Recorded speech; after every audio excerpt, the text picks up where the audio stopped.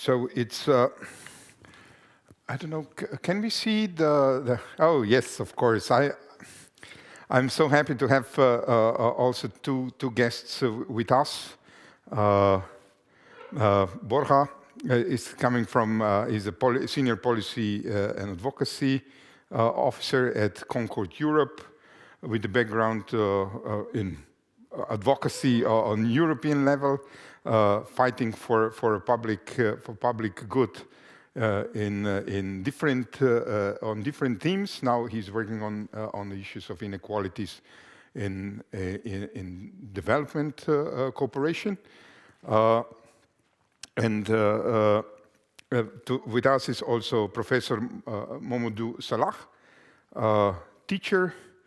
How to describe you is, also challenging the edge of teaching, introducing new concepts into that, writing about that, sharing experiences with pupils and with the practitioners. And he's coming from UK. And here on the floor is René Soucha from the Towards the Colonial Futures Collective, gesturing towards the Colonial Futures Collective. Sorry, you know him as you know him in Slovenia very well. As one of the strongest voices for global citizenship education in Slovenia for years. And whenever in a 2 million country somebody moves somewhere else, there is a big hole, then especially in specific themes. So that we are also really very glad to have you here at this event. I call him also a cartographer of power relations in global citizenship education. And cartographers are very important for our historical self-understanding, because whenever you come to the archives or to the museums, when you're watching to the maps and cards, you can see the world they saw. The cartography that was done under Bridge 47 in the past years is something of very valuable to see how we see the power relations, the self-understanding of the issue. So thank you, René, to be here. So when we're addressing inequalities and conflicts, it's what we wrote in a concept note we shared with you is, we can talk about many different inequalities from gender, race, social status, income, geographical location, whatever. But it is also it also depends on what we are, how we understand those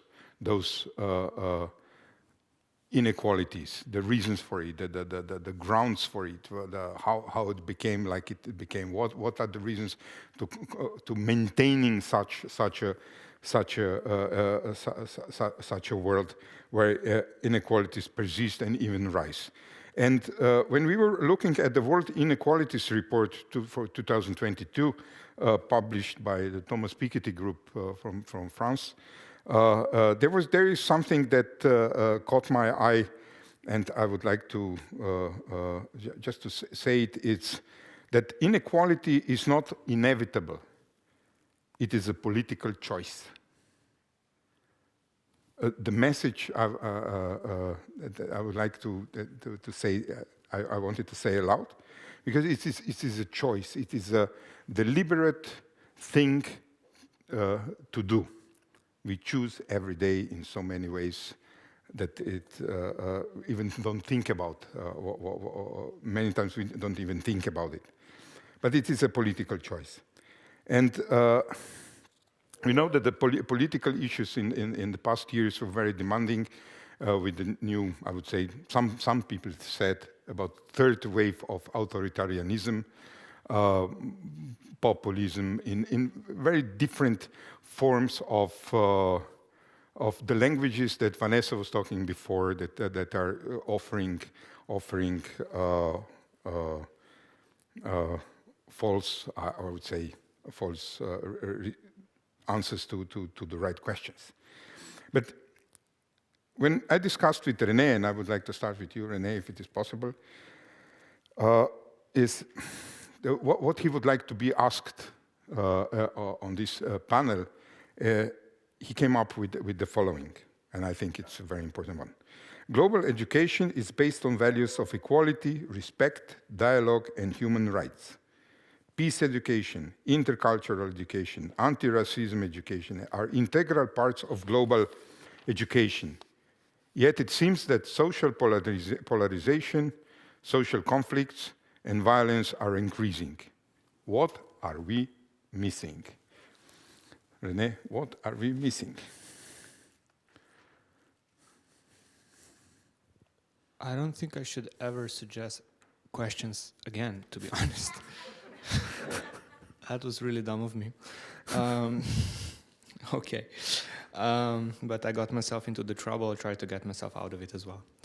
I think part of the issue is, of course, I mean, global education isn't a cure for all, and we can't really put that emphasis on it. We can have as much global education as we want, and the world will still turn in other ways. But maybe one of the things that we maybe don't talk about enough is that global education is often understood as values education, but we think that because we use the same words, we mean the same things, but we usually don't.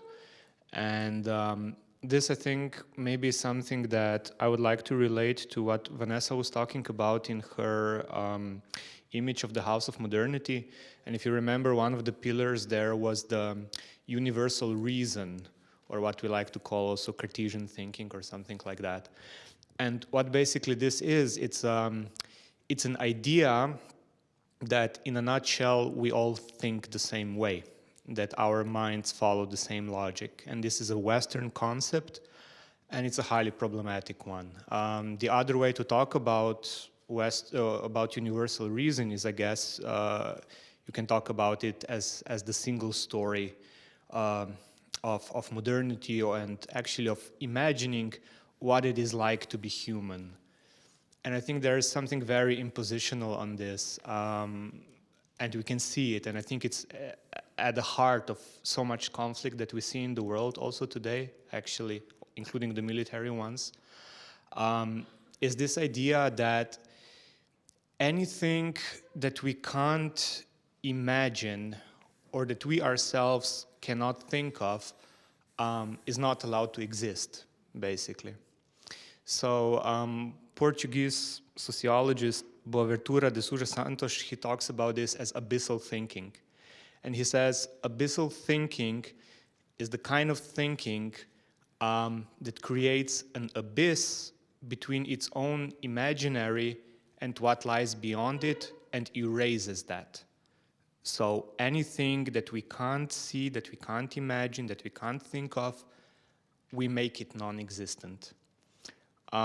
So it shows up, I think, a lot in conversations in people from different cultural backgrounds or different social backgrounds, where it's often difficult to imagine, especially for those of us who have been socialized into this kind of abyssal thinking, that the other person not only sees something completely different from what we are seeing, but that actually they might be just as right about it as we are, or maybe even more. So there is this thing that comes with the universal reasoning, is that it always sees itself as superior to all other forms of thinking and being. I think this is highly problematic. It's particularly present in what I would superficially call a Western view of the world. which basically, for its own continuity, cannot allow other ways of thinking and of being to exist.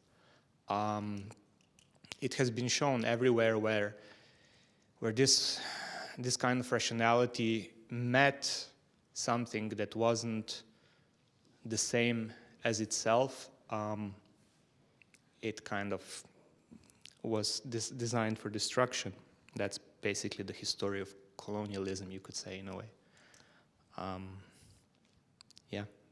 So I'm not sure if I got myself out of trouble, but this is maybe what I would say to this one. We will persist in the trouble a little bit more. Yeah, maybe.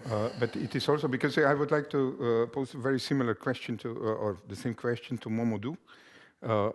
From you, you as a practitioner, as a professor, when you are working with, talking with, discussing, researching with young people, and listening to them, what would be your response? What we are missing?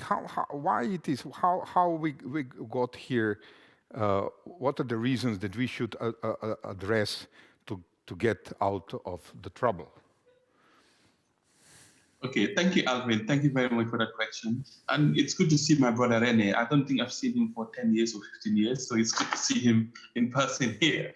I think you asked a very pertinent question, because for me, whatever term we use, whether it's global citizenship, whether it's global youth work or global education, there are two main components to it.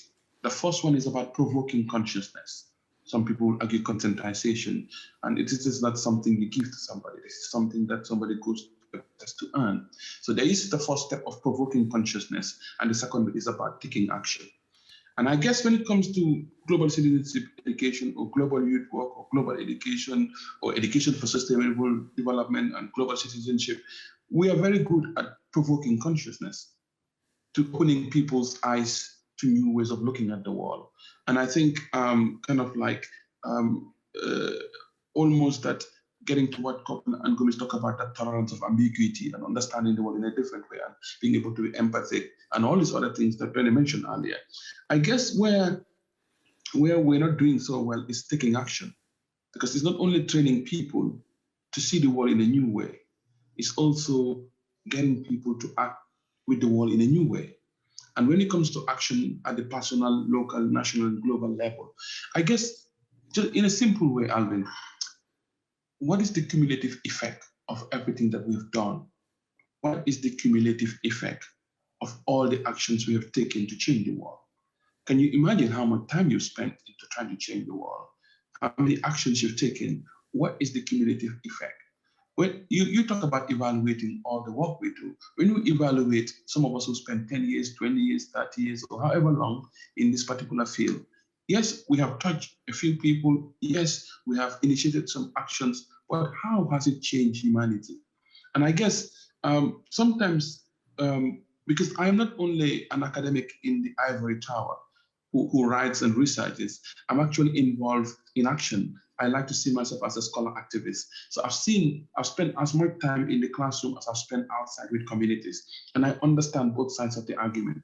So what I'm saying is that sometimes we're very comfortable, in what we're trying to do. And sometimes when we do this provoking consciousness and we get a high from it, we believe that we have changed the world and we've done so much.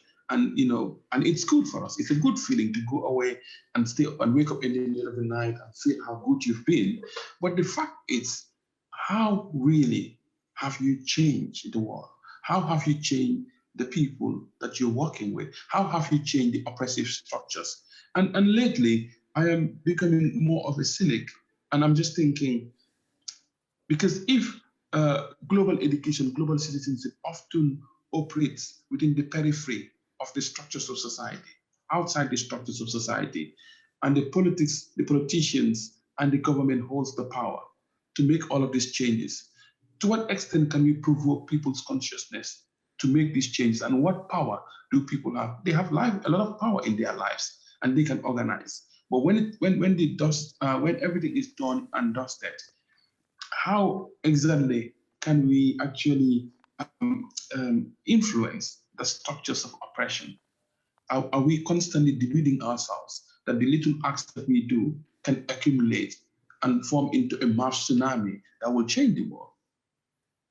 You know, and are we more interested in how good it makes us feel rather than saying that actually, because if we talk about change as within community development as something that is conservative or something that is liberal or something that is radical, and all the time we focus on the liberal or the conservative approach to change and not the radical approach to change, and we're not dismantling the very structures that cause oppression. And we, as I like to say, just putting plasters on broken bones, which has a good feeling that we're doing something, but actually it's not the skin that is that is just have a problem. It's actually the bones that are broken, and we're not dealing with deep structural issues that we need to deal with. So, what again? I leave you with my question: what is the cumulative effect of all the actions we've taken to date? Thank you very much for that provocative thought. I must say, so it's what I learned out of is that it's when you said if we are moving on the periphery of these structures of the system, if we are the periphery, and whenever we mention periphery, it means that there is a center. And you know that this kind of exchange would ask us to think about where we are positioned today. But we will leave there to what you said for the second round of our discussion, and I would like to invite Borja for his contribution. While you know when you said the immediate impact what we have on people, on our neighbors, on our community, and so on, is there is also that we are always coming into the field of political, and Borja is working with and trying to convince politicians, you know, to recognize the inequality and to act upon. So, Borja, what is your experience when you're getting into that? But before you answer that, I have to make that announcement I said I'm going to do, is that Concord did an inequality study on how much inequality is being addressed in member states in the European Union in development cooperation. And there will be a launch of that report next week on 29th. So we will share the link to all of you so that you can take part of it, because I think it's very important, because it will show us, you know, the political commitment and the political reality. And now I'm coming back to you, Borja, with my question as I asked for it. You know, what is your experience, policymakers, clear picture of inequality, reaction?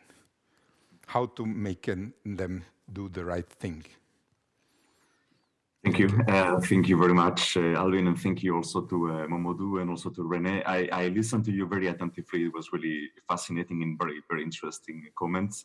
I am myself not coming from the GCE world, but another colleague of mine who's within the room is leading on that for Concord. I am myself working, as Alvin, you explained, on inequalities, which actually in Concord we look together at with sustainable economy. So we have the core priority on sustainable economy and inequalities, because the ambition for Concord was to look at the systemic change that we need. So not looking just at poverty, but which is a consequence, but looking at the root causes of poverty and of social exclusion and of imbalances and inequalities, and really asking for this systemic change and for greater policy coherence at European level. So that comes a bit to the question you are asking, Alvin. The big challenge we have is really an issue of coherence. So the EU is a strong global actor. It's the first economy in the world. And what we do see is that they is taking actually strong commitments on sustainable development and also on inequalities. And when I say the EU, I mean also each of the countries that compose the EU that sit together in the Council of the European Union. So they do make statements. We have very good Council conclusions adopted by all member states in 2019, where they identified inequalities as a core priority. What we see, and we have done a couple of assessments. Last year, we did an assessment, a scoreboard of whether EU policies are addressing or not inequalities and whether that is done in a very systematic way or not. And we discovered that actually many of EU policies are still not today responding to the challenge of inequalities. So there is really a lot of room to go to persuade the EU to be much more coherent. The EU is also an important trading partner, and we see that trade agreements do not always favor the fight against inequalities. And we see that the EU is trying to include always an external dimension in policies that are supposed to be internal.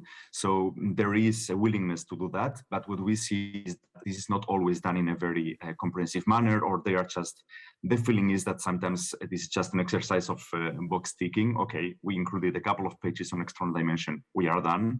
And there is no clear specific instructions or ideas on how this will be done more precisely. So there is a new social economy action plan, for example, which we know has the potential, social economy has the potential to fight inequalities, to end inequalities, and to ensure sustainability as well. And what we see is that there is an external dimension, there is mention of that, but there is lack of clarity on how this will be actually implemented and how the EU will use its own tools, including funding, to support social economy outside the European Union, in Latin America, in Africa, and in Southeast Asia as well. So the commitments are there, but what we are trying to do in our advocacy at European level is trying to make those words kind of translate into practice. So we do have a relationship with the European Commission. We know we have very good contacts with them, and we try to organize, for example, trainings with EU delegations in partner countries, trying to give ideas of how they can take further action. We also have good contacts with the European Parliament, which is really usually a very good ally, or at least some of the members of the European Parliament we know. So it's a way of putting pressure and trying to make sure that we move from the words to the concrete action. But I would also add, and I will end with this for now, Albin, that sometimes what we miss is that for us as civil society organizations working on sustainable development and international cooperation, it is very clear that we need coherence between internal action and external action. But that is not always so clear when it comes to other civil society organizations in our countries. So we come across good initiatives about social policies, about economic governance in the EU, about not falling again in the trap of austerity. And we see that there is actually no integration at all of the external dimension or international dimension in these kind of initiatives. So I think we have advocacy to do not just towards policymakers, but also toward other civil society organizations that are only thinking in national terms or local terms or European terms, and not thinking of the EU and their own countries as international partners that have obligations and that have a shared agenda and shared sustainable development goals, and that they have to contribute to those. So we have really a lot of room to go to break the silos between internal and external dimension. That's probably linked also to the challenges that GCE, Global Citizenship Education, is facing. And Mamadou, you referred to that as well, and also René, the fact that we have to challenge this mindset of being very local in our mentality and not thinking of other countries, other regions. And that really translates in some of the gaps we see in advocacy. Thank you very much for that insight into what we as civil society organizations are working on advocacy regarding inequalities on European level. It's that triggers now the second round of question, because we have heard René and Mamadou and Borja's response, and we have to somehow translate that into kind of action. You know, we know that the political realities that we have. We are aware of societal realities where we work.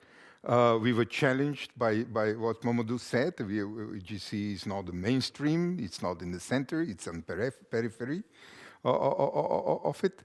And René was saying that we are still working, we're still inside this universal reasoning, that has this quantifier. It means for all, it's universal. It attributes to all, although not all would would agree with that. So it's already, you can feel the tension in it. So it's how we can. What would be the next step? Education is kind of a practice of knowledge production. The global citizenship education I always understood, and I'm not a practitioner of global education, by the way, but I always understood it is trying to tell you the way how to see behind the scene.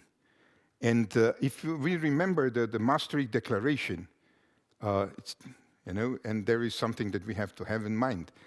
This Maastricht Declaration was written 20 years ago with an idea, and it's now being in a process to be renewed, changed, and so on. But the Maastricht Declaration said very clearly, global education is I would say, a program to open people's eyes and minds to the realities of the world and awakens them to bring about a world of greater justice, equity, and human rights for all. So we all know it's value-based. But this is now the second round for our question, It's even, because I have a feeling, even if we are opening eyes and minds, that the societal and political realities somehow showing reluctance to take it over, even if it is for us somehow self-evident that what we are saying is right and the actions we would like to have implemented are a right thing to do. How to overcome that? Yeah, we can go in the same round. Okay, first a confession, I'm sort of a fan of the Maastricht statement about awakening people to the realities of the world, because there's a plural there. So I always thought that was very important. There's not one reality of the world to which we can awaken people. I think that's just not on the table. The problem, I think, in being active in the political sphere, and this is what Borja was talking about, is that, of course, there is a need for coherence that is very challenging. But usually it gives results. I'm not sure if this is a reconcilable thing. I think part of the problem today is that actually the political spectrum has been narrowed between what's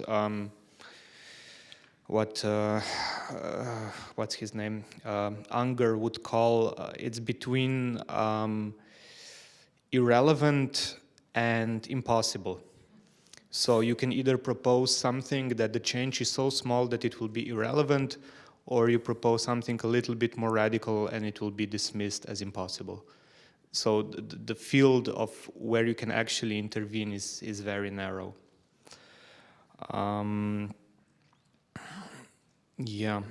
Sorry, Albin, can you just repeat again the question? I lost the thread a little bit. It's now you got me. I was already thinking about irrelevant and impossible. Reminding me of one event when I, as a young activist, I will try to get there through the story. As a young activist, like that's more than 40 years. Yeah, it's 38 years ago. And when we created a first-time public, I don't know how to say it, a stand on a street in my hometown for the very first time, and we were addressing an issue of nuclear energy.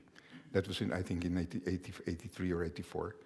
And we were claiming something, and we were saying something, and then a citizen came to me, and he said something which is very important. It stuck with me for today's. And he said,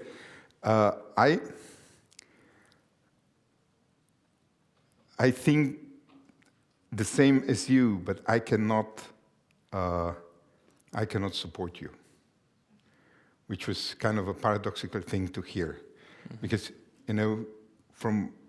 and this is where I'm coming from. Do we have this?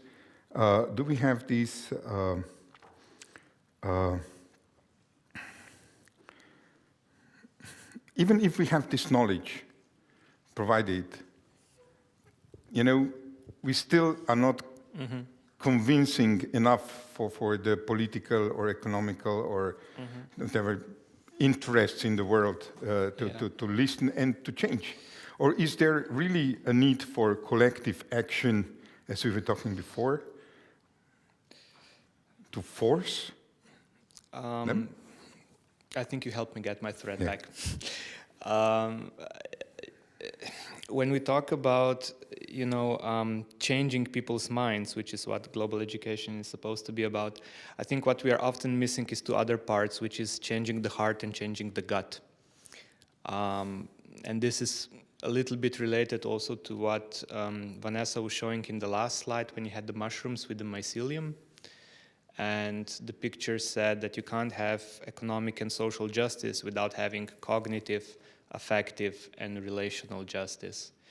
And if you look at the way, for instance, in indigenous communities, the way they conceptualize education and what I would actually dare to call global education, it's not that you have to change the mind first and then the heart and the gut follows. It's the other way around. You have to change the gut first, then the gut tells the heart what to feel, and then the heart tells the head what to think, and then the head tells the hands what to do.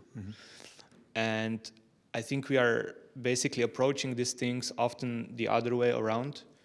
We are trying to change first the thinking, but the thinking can't land if the heart and the gut are not in the right place. And I think this is something what Max also mentioned in the beginning. He said for global education, he often feels that people either don't get it or they don't want to get it. And I'm personally very worried about the second part, to be honest, because this is where I think the real work is. There's so much of, and it's not even conscious, it's just this unconscious blocking of things to land because people really don't have the capacity to deal with them. This is why this difficult knowledge, this difficult information can't land. We are really living in a time where, we have compromised the biophysical capacity of the planet to sustain us. I mean, that's pretty remarkable. And we can't sit with this because it's too much. And we know it, the head knows it, we got the data, like you said, science is there, but we can't let it enter because I think our hearts and our guts are not ready. So in terms of global education, I would be very much interested in exploring what kind of global education can activate those levels as well. Because we won't be able to do that by providing just more and better information, or even with more critical reflection. There's something missing in the substrate. So, Momodou, coming back to you now, it's through what just René said, but it is addressing basically your question you posed upon us. It's, how do you deal with that when you have reached the heart and gut of your students, and then they face the impossibility. For example, the change. Do they? What do you do in such situations? I said thank you. Yeah, thank you. And again, I'm sorry if I repeat myself, but I'm just thinking, when we talk about knowing what is wrong with the world, being able to connect our existence and existence of other people, when our consciousness has been provoked, when we've been conscientized, often there is a state of paralysis, where you said, oh my God, how am I going to deal with this? How am I going to sort this out? And I guess the skills of taking action. So there is the bit about consciousness, which we will get, and we are very good. We do role play, we do, action learning, we do, exposure to new environment, we do conversation research, we do all of the kind of things will actually allow the young people that we're working with or the communities that we're working with to gain a new understanding of the world, to construct a new reality. Because if their construction of reality is disrupted, they begin to see the world in a new way. So that can often lead to paralysis, where people say, oh my God, what am I going to do? But often people are quite keen to take the next step to change the world. But I'm not sure how much and to what extent we focus on teaching these people the skills to change the world, at the various levels. Yes, we know sometimes that, of course, in some countries there's the democratic deficit where the populace do not actually control the outcomes that the politicians want anymore, because there are bigger forces and there is capital and all its associated partners that is actually behind how the world is run. But how do we change the world? I mean, obviously, kind of like anarchism is one way that we want to change the world. It's more radical, but obviously there are other ways that we can change the world.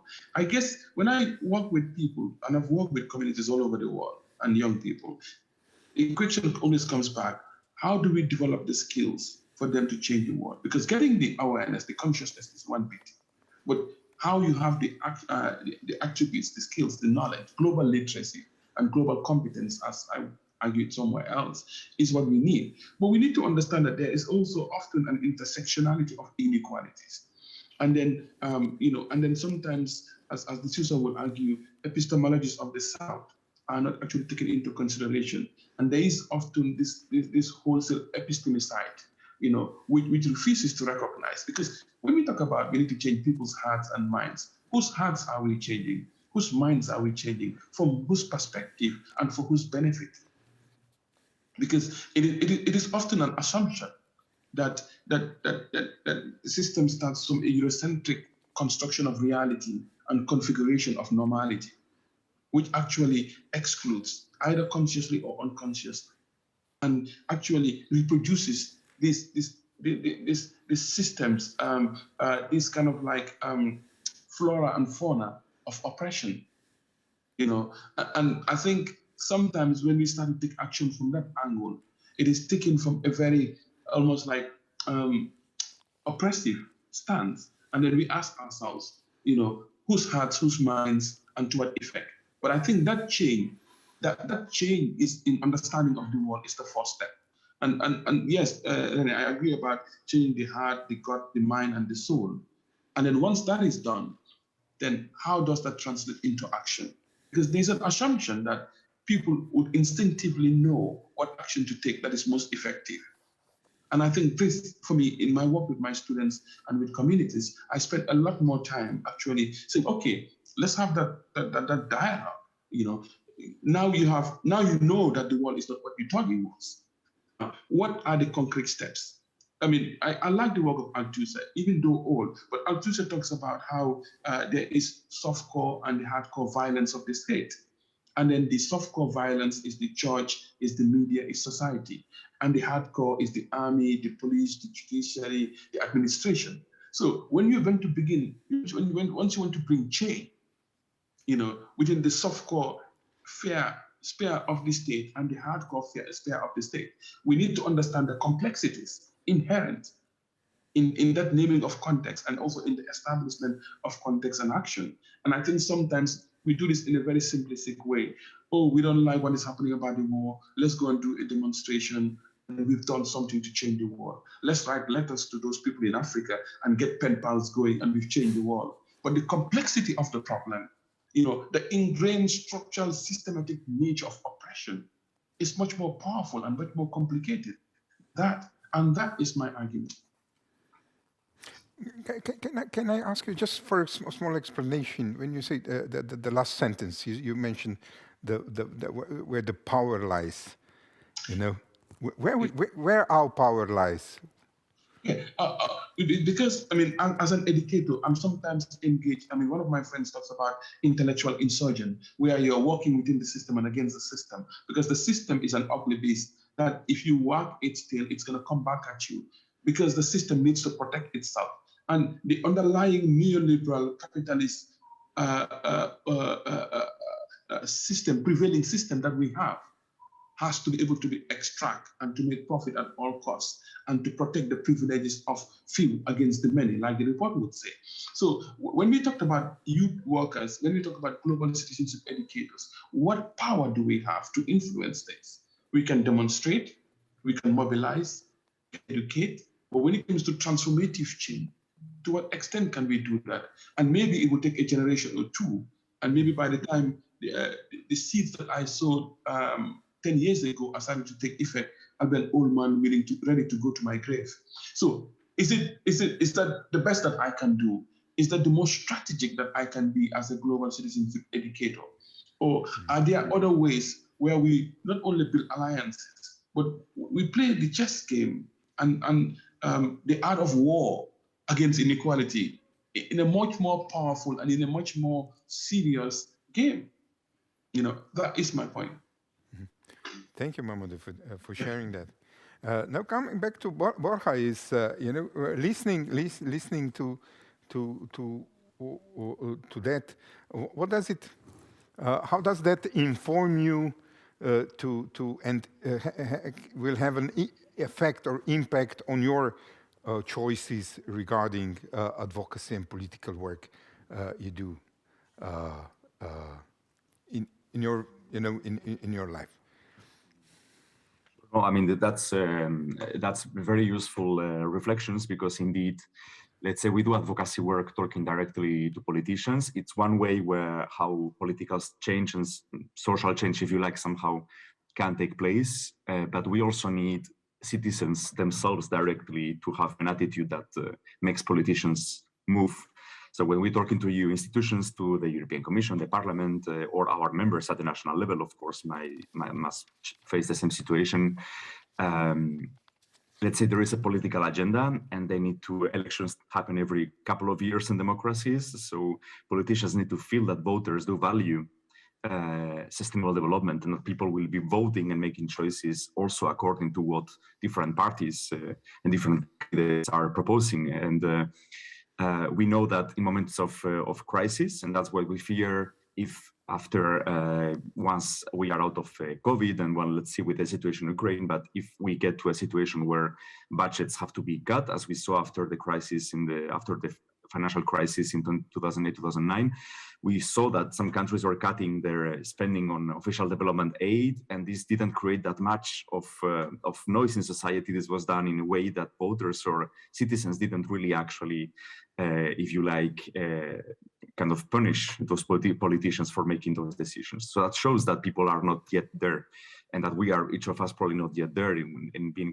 completely coherent when we are taking a ballot and going to vote in each of the elections. So that's why, I mean, for that, NGOs cannot do all the work alone. Of course, it's essential that also citizens, that this is a key issue, a key topic, and how to generate that change. Of course, something that specialists like you, Mamadou, or René can probably help us respond to.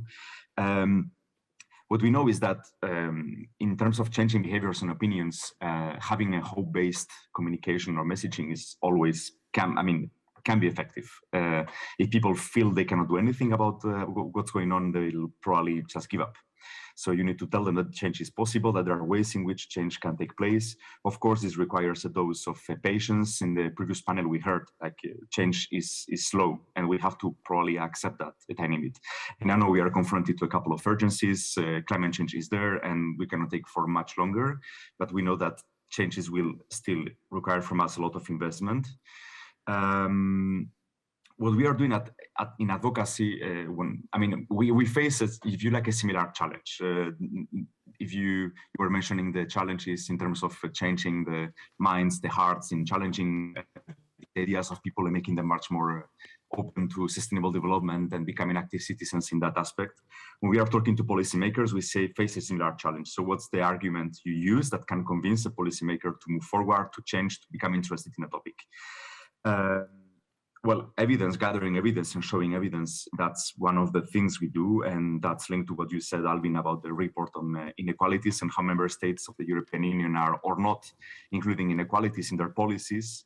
If there is any level of political commitment, if they are actually implementing tools to mainstream inequalities in their international cooperation. So we have analyzed 24 out of the 27 member states of the European Union. We have the results that we'll be sharing in this conference next week. But something also we try to do, we did it in this report, we'll do it in a new piece of work we are gonna start this year, is bringing forward good practices, inspiring practices, and try to persuade people, telling them, well, there are already good things taking place. You can take inspiration of those and you can replicate those at your own level. For example, Slovenia in its international development cooperation strategy does talk about global citizenship education and does mention inequalities explicitly. And we highlight it in our report as one interesting practice. And in the work we are now just starting, we want to look into 4 partner countries and see how inequalities are being addressed in those countries by the EU and also member states. And in partnership with local partners, we will try to highlight those practices that are more inspiring. And it's very important for us. We are a European network, but it's extremely important for us, a bit in line with the idea of decolonizing international cooperation, to really put at the center of our work our partners in the partner countries, and we want them to have ownership over this work. Because maybe inequalities are not understood in every place in the same way. So there is the idea of power struggle that you mentioned, Mamoudou, and that we already heard from some of our partner countries, and maybe mean the same in Europe. And so we also we need to have also this kind of dialogue. And I would maybe end saying that if we are trying to persuade people that they have to believe that there is something that connects all of them, wherever the continent they live in, and that they have to take care of and care about what's going on in other regions, well, the pandemic gave us a great opportunity to understand that public health, the fact that the lack of vaccines in Africa and sub-Saharan Africa in particular, but even the whole of Africa, of course, that has an impact on the health of each of us in Europe, on the fact that there are new variants and that the crisis in the pandemic will be going on for a long time. So in a way, COVID showed that we are all linked and that we need global solutions for global problems. I am sometimes a bit sad to see that political interest disappears quickly, and that the pandemic in some countries in the EU at least now completely disappeared and not anymore in debates. We probably have to remind it because it's a great lesson learned. So we need everyone to have access to a minimum of income, to a minimum of well-being, so that we are all better off in this world. So let's see if we can learn the lesson. Yeah. Thank you. So I see that we attributed not enough time for that session. We lost some minutes because of the previous one. So we will prolong a little bit if the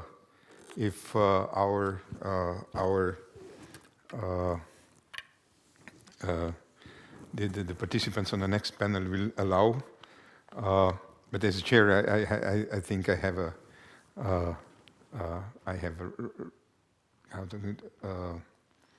what would be the right word to say? The Verantwortung is responsibility. I think in German now. Responsibility to wrap up this session, to proceed into the other one, which we appointed to see, what we can expect from the war in Europe. How that will have impact how that will impact on African-European continent's relations in the future. We can learn a lot out of it. But coming back to this session, I think that we heard quite a nice. Nice. What a word.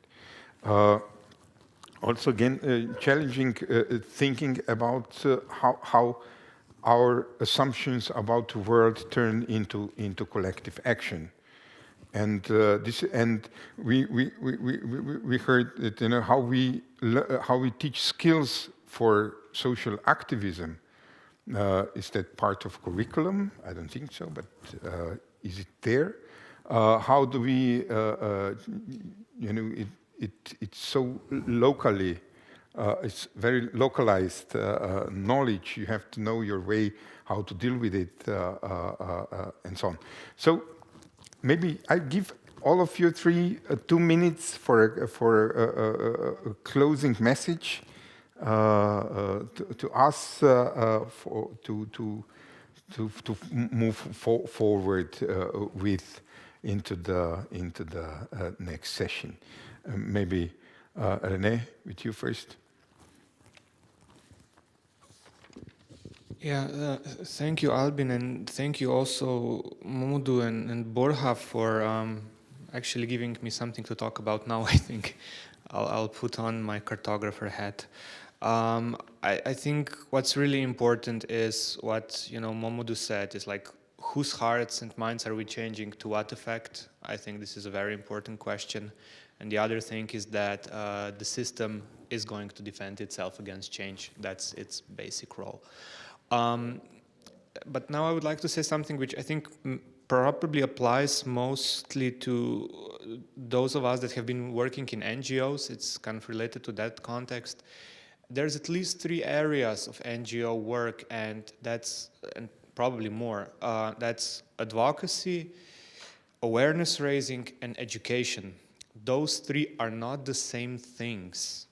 And we get really in trouble when we try to impose one to be something else.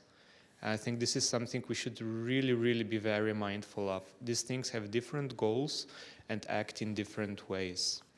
And when we talk about operationalizing global education for political practice or something like that, we must understand, because of the specifics of the political space, much that we talk about in education is actually not operationable in the political arena. It's not gonna happen there because the system needs to defend itself. So you cannot have things that are, in a sense, challenging the very premises of the system. Educationally, you can do that, but politically, you'll get into so much trouble. It's just not possible. And I think we should be aware of these limits. And that doesn't mean that nothing can be done. It just means that we have to know what's for what. And I think this is such a big challenge, especially for NGOs that are big enough to work on these 3 different levels. It's almost impossible to have a common language between the people that work on these 3 different things. And I don't actually think they should have a common language, because they're addressing different audiences and they need different languages. But what is needed is at least to get on some sort of the same wavelength about what we are doing. It's just gonna not look the same when we are doing it. And yeah, that's all. Thank you very much, René. Momodu? Thank you, Alvin. Thank you, René. It's really good to hear the point, René, that you make, especially in relation to the fact that the beast that is the system will come back at you in all its ugliness when you actually try to take it on. So people have their mortgages to pay and their bills to pay, at the same time trying to do social good. So I think there is that tension that needs to be handled, because if you're seen as a threat, then that can actually cause a lot more trouble. But again, I mean, one of my colleagues used this graphic imagery of just maybe masturbating in public to make yourself feel good. Because if it's a thing that you do to feel good about it, but not necessarily to make the radical changes that are needed, because inequality and discrimination and oppression are quite dehumanizing factors. And in my work, I try to play around with this theory of relativist, this theory of relative distance, just not the scientific one, but talking about the closer you are to the shit, the smellier it gets. The farther you are away from it, the more you can actually intellectualize and pontificate about what you might or might not do. But you're you're actually next to the shit. You're next to the shit. It's smelly, it's uncomfortable, and that requires immediate action. it's like talking about all of the values about human rights. I remember the president of Senegal saying that human rights begins at breakfast. You know, if you don't have breakfast, then human rights it's not the thing that's on your mind first. it's probably the third or fourth thing. What is important is about daily bread and survival at that moment. And I guess in terms of positionality, in terms of situatedness, you know, how you experience that shape is different. And kind of like, for some, it is a luxury that they can engage in and disengage at will. But for others, it is not a luxury. It's a matter of life and death. It's about having breakfast before you even think about human rights. So I think it's really important that we think about positionality, our own situatedness. We think about epistemicide in terms of how there's a prevailing Eurocentric system that dominates the world, and how we configure and sanctify reality and right and wrong and just and unjust are not just the only ways, but we are cognizant. Gumi talks about that tolerance of ambiguity, about negotiating a new meaning is really, really important. So I think that what we do, I have never met a global citizenship educator who doesn't have a big heart. I think all of the people I've met as global citizenship practitioners have got big hearts. I guess what I want to shine the light on is our pedagogy and our approach to change. Thank you, Mamadou, for that. Borja? Yeah, well, I have not much to add. I would maybe say that, I mean, yeah, I understand, you know, and share to some extent the comment about the fact that systems cannot really, like they tend to defend themselves, and that's quite a big challenge. Who can really deny that when we see how slow changes are taking place, or if at all? I would maybe just say that when we talk to policymakers, and they have some of them more power than others, but some of them are open to calling into question some aspects of the system. So, of course, if you're asking for systemic change, I mean, we will not accomplish it from one day to another, for sure.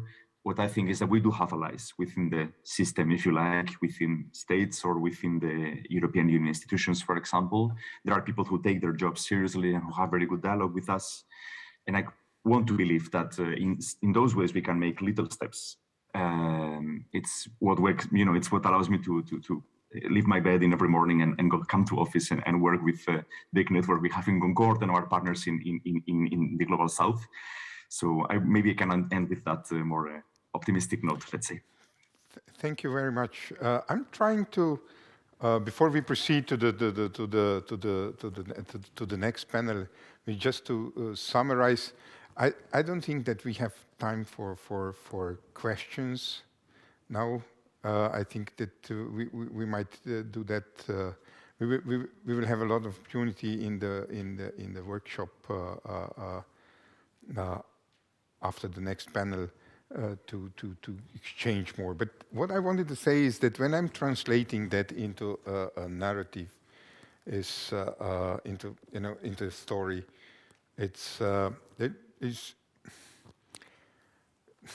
my mother used to say that if you are throwing persistently a little ball at the wall, at some point there will be something on that wall, And what I learned through my activism is it helps to have a big ball, And I think that when I'm translating what I was hearing in this panel into a story or into a picture, into a story, is that it is upon a global citizenship education community to build a bigger ball together to achieve what we are doing. As I said, being consciousness about what is right to be by including all, it makes also that we will be provoking a response. And this is something what we should look after, not avoiding it, because then the change happens. That's what I learned out of this panel. So, René, Momodou, Borja, thank you very much for sharing your experience and your thoughts with us in this panel. I have to say that I will rehear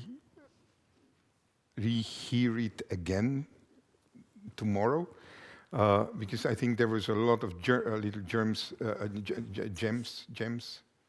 the diamonds, not germs, gems. You see, the subconscious works a lot.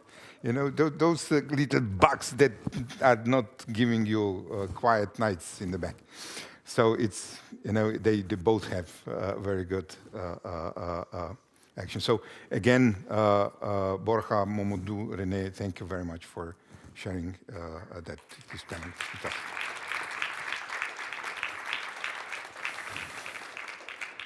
So if you are asking why you are stuck with me as a moderator for the whole half a day, it was not planned, you know, but COVID intervened as it has, so now you're stuck with me. So I hope I'm doing at least a good job. Oh, it works. It works. Thank you very much for that.